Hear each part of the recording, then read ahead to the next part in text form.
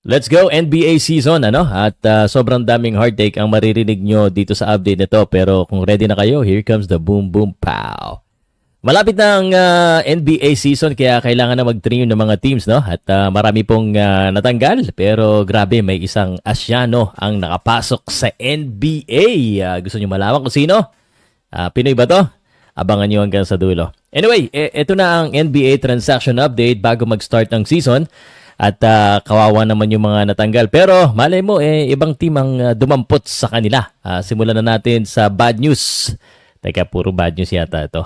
Anyway, si Max Strus ay meron pong ankle sprain kaya 6 weeks siyang hindi makakalaro. At ang Lakers talagang medyo minamalas. Jared Vanderbilt injured na naman sa paa. Magiging cheerleader ng 2 linggo. Si Matisse Thybulle naman ay inoperahan sa tuhod at maka 1 buwan siyang mawala. At ito si Kawhi Leonard na balita na natin dati. Gusto ko lang ibalita. At least good news pa rin at ituturing kay Max Strus, kay Jared Vanderbilt, at kay Matisse Thybulle. Kasi itong si Kawhi Leonard, indefinite ang kanyang pagbabalik. Paano na ngayon ang Clippers?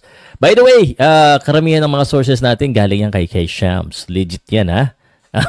Pero ito naman, good news pala. May good news pala tayo. Chris Middleton mukhang makakalaro sa season opener at sana wag pilitin. Diyan naman si Antetokounmpo eh.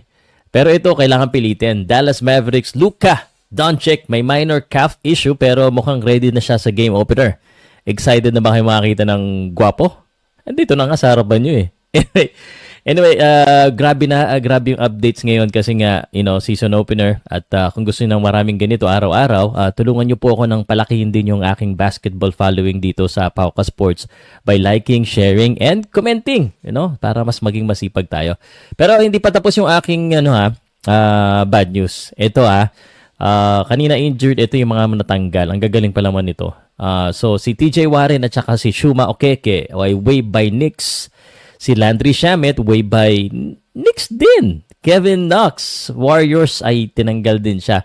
Si Nasir Little ay tinanggal ng Heat at Killian Hayes tinanggal ng Nets. At ito nagulat ako kasi kakasign lang ng Boston Celtics dito. Lonnie Walker, tinanggal.